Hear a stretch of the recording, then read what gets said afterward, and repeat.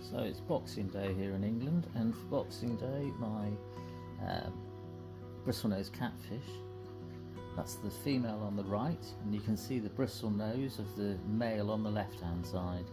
And the male is looking after his fourth clutch. He's a fantastic dad, and the mum is a fantastic mum, but she just spawns. So she'll spawn, lay eggs in the brick where he's trying to go back to. Hang on a minute, where is he? He's disappeared. He's down the bottom there. He's not actually in the brick at the top. The brick at the top is up here, and he goes in there and he's got some spawn in there, and he just fans them. Here he comes, he's coming up, there he goes, he's going in there, and he just goes in.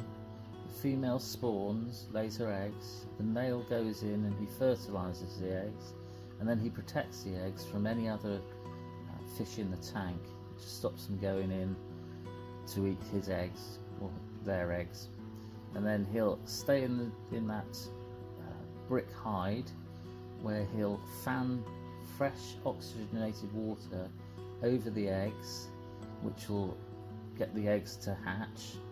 Once the eggs have hatched, they'll stay in there with him for another perhaps week or so, and he'll just look after the young fry, the little ones, and he'll stay in there, like I say, and protect them, and he'll continue to fan oxygenated water over the eggs or over the fry, and then the fry will grow on. Let's come back out again.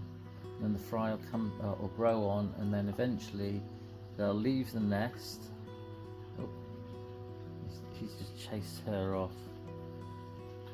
Eventually the fry will leave the nest, and he'll actually come out with them, and he'll protect them out in the tank for a couple of days, at which point, when they first come out, I normally catch them all up and then I'll move them into the guppy tank, because it's got fine filters on so they don't get sucked up into the filter.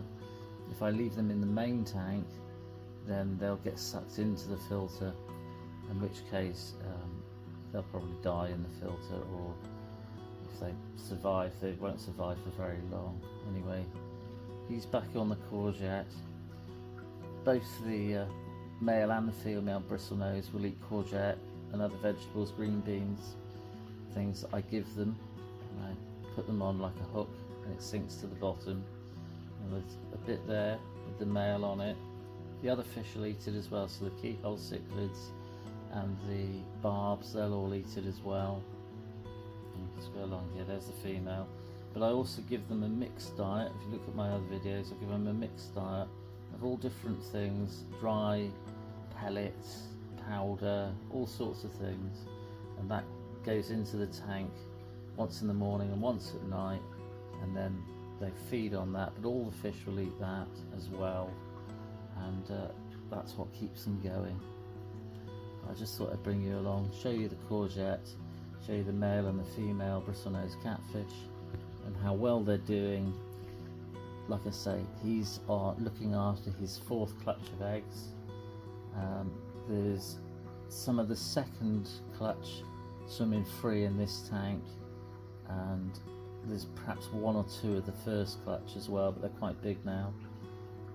I've been swapping them for other fish that I quite like, and my friends have got them and things like that, just giving them away as presents and things. I've got a CO2 kit in here which is working really, really well, and it's encouraging different plants to grow. So this is my red lotus water lily, and when I put it in, it wasn't growing at all really, and since I put the CO2 kit on, you can see all the new leaves. It's one bulb with two little plants on it, but it's got all these new leaves on it, which is fantastic, and it's growing ever so well. So I'm very pleased with my new CO2 kit. I'm very pleased with the way that the bristlenose catfish are looking after their babies.